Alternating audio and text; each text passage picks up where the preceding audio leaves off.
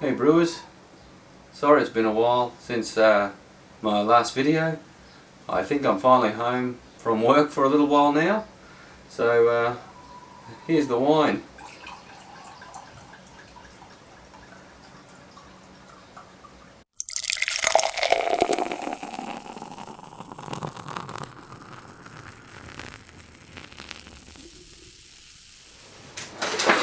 Howdy brewers, today I'm going to try, well, first I think I should have some of this Pilsner. Have a look how clear that is now.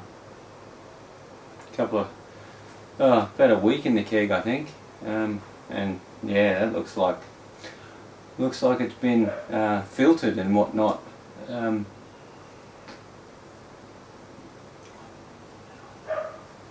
So good. Anyway, today we're going to try something different. Bought a wine kit. I thought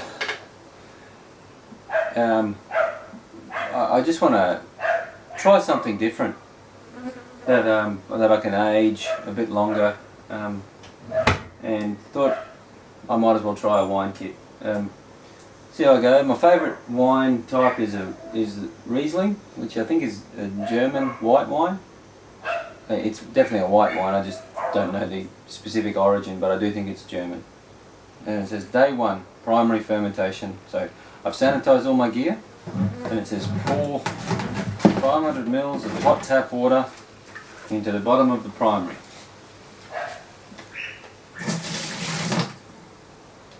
Done.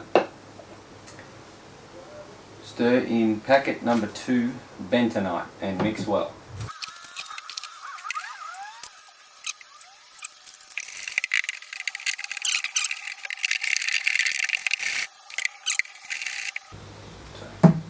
Bit of bentonite stuck on the spoon.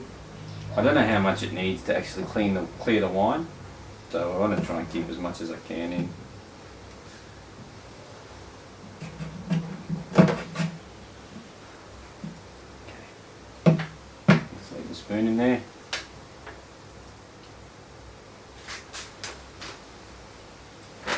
Alright, then pour the contents of the juice base bag into the fermenter.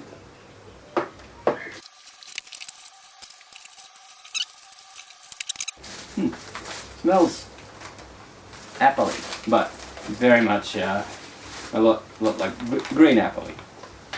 Okay.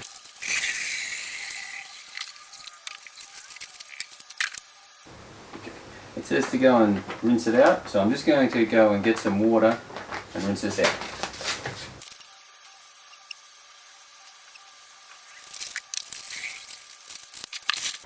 Then it says top it up to the 23 litre mark.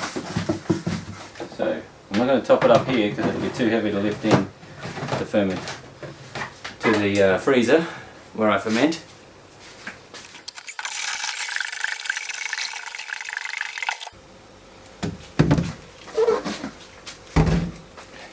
The next step says stir really well before getting a gravity reading.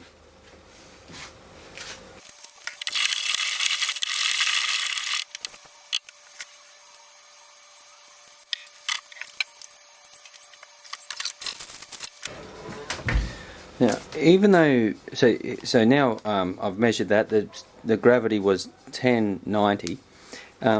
So this is the wine yeast.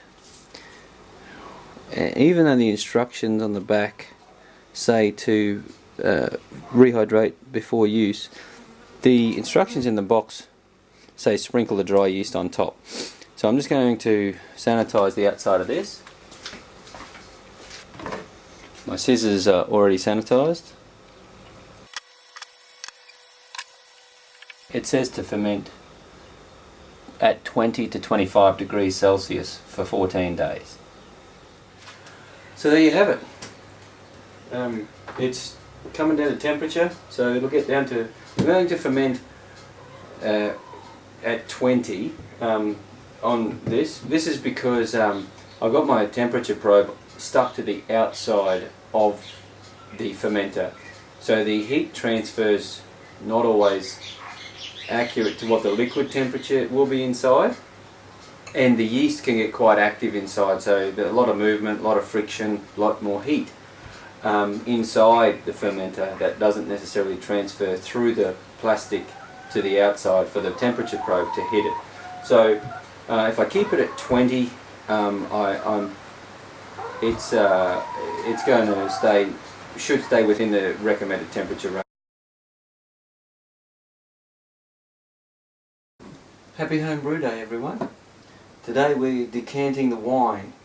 So it's step 2 of the instructions, and I've just finished sanitizing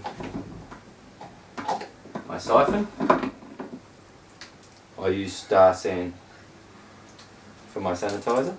That's why I keep it, because it's recyclable or reusable in a jerry. I'm just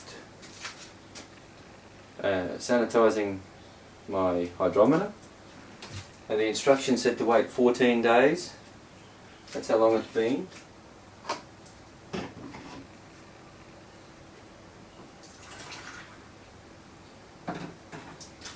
But you won't see this.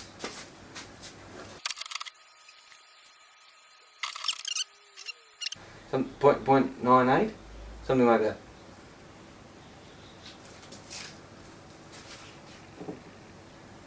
Which, according to the kit instructions, that means the fermentation's done.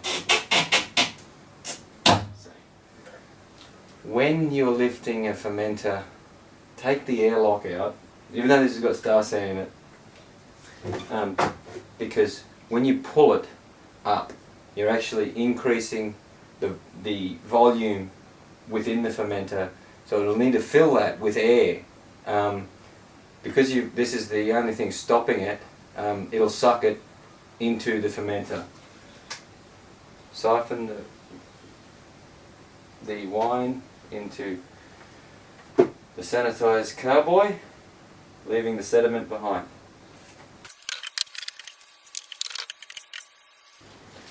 I can hear bubbles in the when it's siphoning, and that of course is the CO2 that's trapped in the liquid. I'll siphon this and I'll come back. Okay, here's the wine. You can see it's not totally clear, but I'm not into the clearing stage yet according to the instructions, which say next is to add the contents of package number 3, potassium metabisulfate, which is, I believe, Camden, from memory.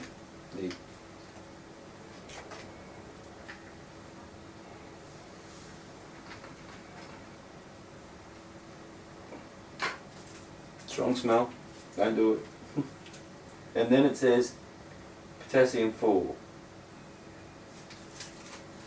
Oh, sorry, it's package number 4, which is potassium sorbate. Oh, that smells a bit sweeter.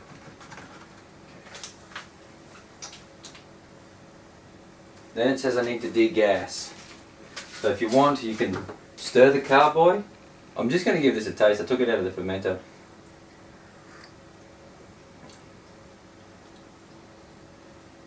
Well, I don't know what it will be like when it's finished, but it's definitely a Riesling. It's just a little bit fruitier than I would like. Hopefully it dries out a bit more. And of course it's gassy, so there's going to be flavours that are different. But it says 2 to 4 minutes to degas on medium speed, so I've just got it down to speed 1 on the thing, and up near the top for 21, I think, for the speed, and it says 30 seconds each way, reversing forwards for 2 to 4 minutes. I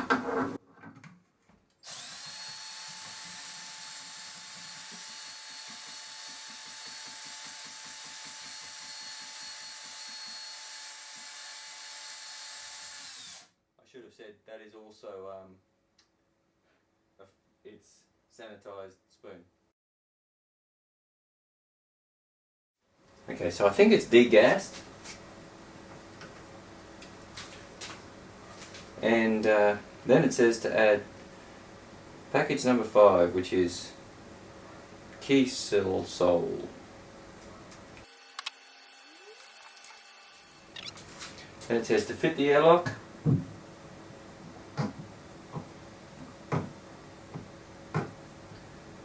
and leave it for 24 hours. So we'll come back in 24 hours and do the next step.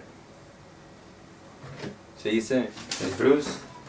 Okay, so we're 24 hours later, and it's time to stir in package 6, which is chitosan. Okay, contains crustacea and sulfites. So some shellfish and sulfites. Righto.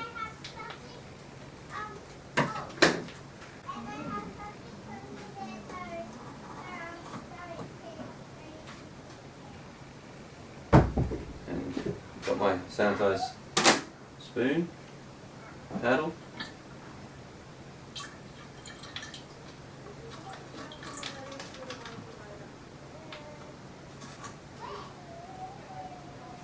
And I guess that's something similar to like isinglass, which is shellfish as well. I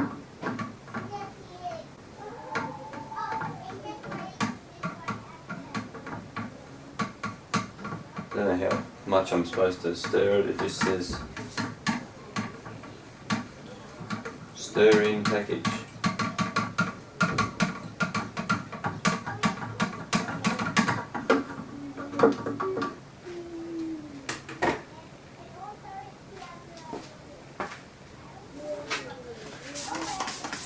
A bit more starseed won't hurt. Okay, and then it says leave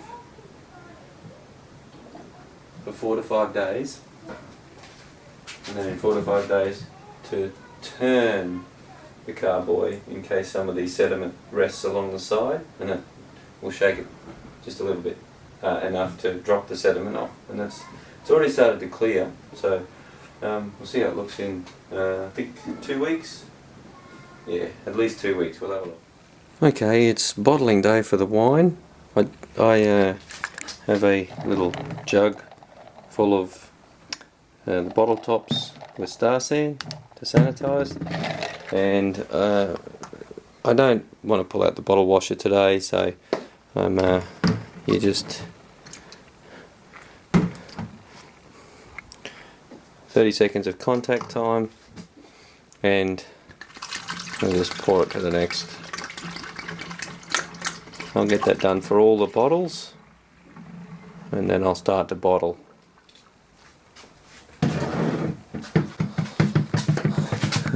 So when it comes to bottling, it's just like beer bottling, except you need to have a longer tube. So it's just involves me cutting a bottling valve, and then a bit of tubing, and then the normal bottling valve. I've also got a bucket here to catch the drips. Alright, I'll see you at tasting.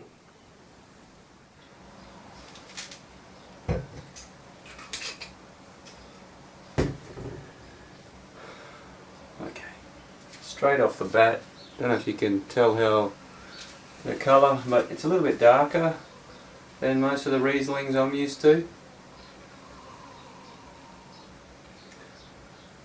It smells fruitier than a Riesling. Not much, just more like a Sauv Blanc.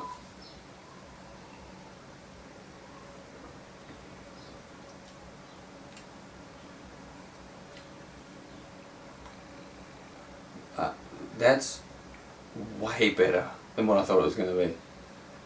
Wow, that's really smooth and clean.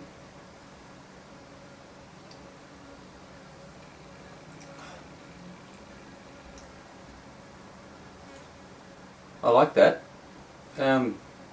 Yeah, don't drink a lot of wine, but I'm glad I gave it a go. It's a little bit, it tastes a little bit fruitier than a Riesling as well. Again, not quite as fruity as a Sauv Blanc, but more fruitier than the Rieslings that I buy. Now that may be because I only made this up to 21 litres. The recipe calls for 23. But yeah, that has probably made it concentrated, because it's close to like 10%, that difference of the total volume. So that probably added more to the flavour, why I'm getting more flavour and aroma than I'd expect from a Riesling.